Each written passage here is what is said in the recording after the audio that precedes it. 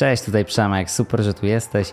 Dzisiaj rozmawiamy o biznesie, a konkretnie o prospectingu. Czym jest prospekt, kim jest prospekter, częścią jakiego procesu biznesowego jest prospecting, czy jest zaszłością starych procesów biznesowych, a może z wykorzystaniem odpowiednich narzędzi, fajnym sposobem na generowanie biznesu. O wszystkim w dzisiejszym odcinku. Zapraszam.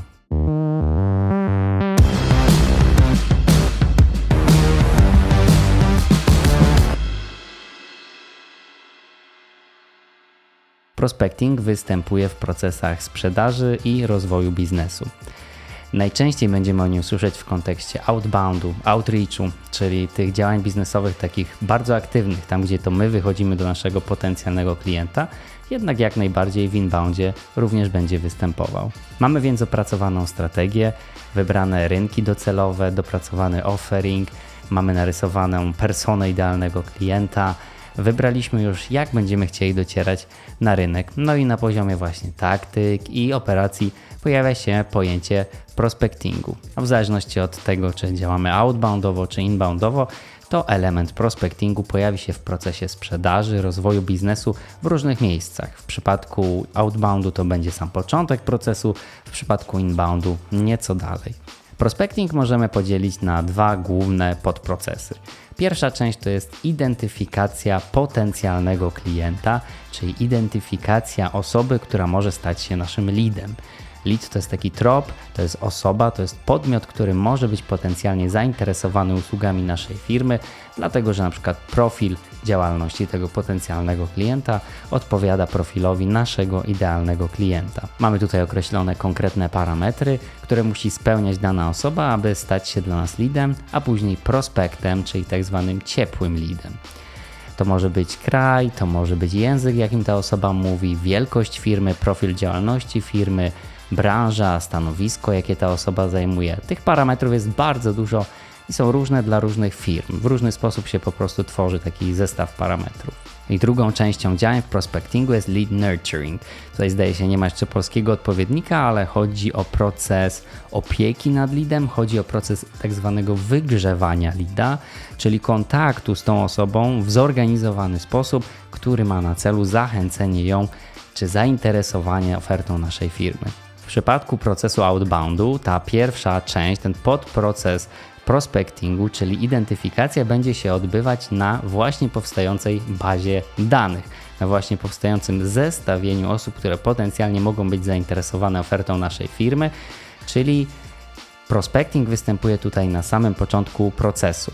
Jeśli chodzi o inbound, to tutaj prawdopodobnie już zebraliśmy jakąś bazę danych poprzez nasze działania contentowe, poprzez nasze landing page, naszą stronę internetową. Mamy jakieś zestawienie osób, które zaciekawiły się tym kawałkiem contentu, jednak nie wiemy jeszcze, czy zaciekawią się także naszą ofertą. I tutaj ta identyfikacja w kontekście outboundu staje się taką weryfikacją w kontekście inboundu. Czyli osoba, która zajmuje się prospectingiem, w pierwszej części weryfikuje, czy te osoby, które pojawiły się w naszej bazie, bo na przykład weszły w interakcję z jakimś naszym kawałkiem contentu, rzeczywiście pasują do profilu naszego klienta i czy jest szansa, że naszym klientem w przyszłości zostaną. Różnice między inboundem a outboundem wyjaśniłem w odcinku Co to inbound i outbound marketing. Zapraszam do sprawdzenia. Prospecting to jest taki scouting. Prospector to jest taki scout. Czyli można powiedzieć, że tak jak kiedyś, dawno mieliśmy takie osoby zwiadowcy, czyli ludzi, którzy jechali, którzy byli daleko przed organizacją i próbowali dla tej organizacji, na przykład dla tej armii, wyszukiwać szanse, identyfikować zagrożenia, czyli przesiewały te pierwsze informacje z rynku, z otoczenia, identyfikowały, analizowały sytuację. No to w kontekście biznesowym się dzisiaj nie zmieniło. Myślę, że to jest fajna analogia i dalej występuje, czyli prospekterzy to są te osoby, które jadą na przodzie karawany i szukają dla naszej organizacji nowych szans. No i tak jak kiedyś skauci czy zwiadowcy mieli różnego typu narzędzia, które pozwalały im realizować swoją pracę, tak dzisiaj prospekterzy również takie narzędzia mają, zaczynając od największych CRM-ów typu Salesforce, HubSpot, które tak naprawdę są takimi kombajnami spinającymi w sobie masę mniejszych narzędzi, które już udostępniają nam masę tooli, które pozwalają nam prospecting wykonywać. przez, zdaje się w tym momencie, najbardziej popularne narzędzie, czyli Sales Navigator, który jest taką nakładką na bazę danych tworzoną przez LinkedIn, czyli jeżeli jesteście na LinkedInie, no to jesteście też częścią bazy, którą LinkedIn właśnie poprzez licencję Sales Navigatora udostępnia innym biznesom, które dzięki temu mogą wykonywać właśnie prospecting do Was i mogą targetować Was swoimi reklamami, swoimi usługami, swoją działalnością promocyjną. Sales Navigator mega fajne narzędzie, na pewno nagram o nim jeszcze osobny odcinek.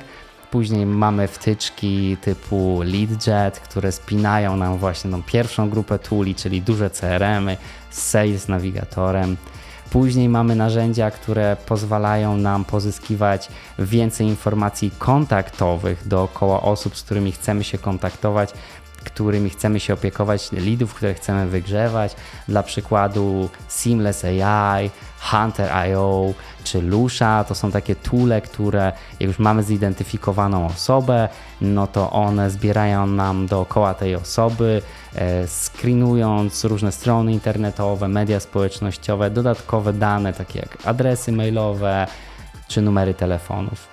No jak już mamy zbudowaną taką podstawową bazę naszych potencjalnych klientów, leadów, no to będziemy się musieli z nimi jakoś komunikować. Oczywiście możemy to robić ręcznie, możemy do nich pisać maile, możemy do nich pisać w mediach społecznościowych, możemy do nich dzwonić, ale możemy też automatyzować sobie pracę i ponownie tutaj pomagają rozbudowane CRM-y, ale także zewnętrzne narzędzia do wysyłki mailowej, takie jak MailChimp czy GetResponse. Tutaj oczywiście możemy też budować newslettery i kierować do tych osób, ale z drugiej strony mamy też narzędzia pomagające nam automatyzować pracę i wysyłki na LinkedInie, takie jak Sales Hub.io czy na przykład DuckSoup. To działa bardzo podobnie do tych narzędzi mailingowych. No i tutaj pojawia się też cały temat content marketingu, czyli będziemy chcieli coś tym odbiorcom zaproponować, nie tylko naszą ofertę do przejrzenia, ale też podzielić się z nimi wiedzą, zaproponować im tą wartość, podzielić się informacją, więc treści, które będziemy tworzyli, które będziemy do nich kierować, muszą być adekwatne, muszą być wartościowe, musimy je tworzyć w taki sposób, aby ta podróż klienta, ten proces poznawania się z nami był dla tego klienta wartościowy, ciekawy, więc bardzo dużo pracy zwykle tutaj firmy wkładają, uzupełniając ten proces prospectingu, czyli tej pracy z naszym odbiorcą, z naszym potencjalnym klientem o właśnie tą warstwę merytoryczną, czyli przygotowanie samego kontentu. W zależności od tego, jak poukładana jest operacja i organizacja, to prospecting będzie albo w marketingu, albo w sprzedaży / rozwoju biznesu. Jednak rolą, która najczęściej prospectingiem będzie się zajmować, będzie SDR, czyli Sales Development Representative, albo BDS / BDM, Business Development Specialist albo Manager. O tym wszystkim i czym się te osoby zajmują opowiadałem w osobnym odcinku CAM, BDM, SDR, Account Executive, czyli wyjaśnienie stanowisk biznesowych, do którego serdecznie zapraszam. Prospecting to jest taka naprawdę trudna, już nudna praca, wymaga od nas bardzo dużo takiego zaparcia, determinacji, żeby rzeczywiście z masą osób rozmawiać, do masy osób się odzywać, proponować im wartościowe treści. Sporo z tych osób jednak nie będzie zainteresowanych naszymi usługami czy produktem, dlatego że odzywamy się do nich na bazie jakiejś takiej naszej predykcji, naszego założenia, że ten profil osoby potencjalnie może być zainteresowany tym, co my robimy.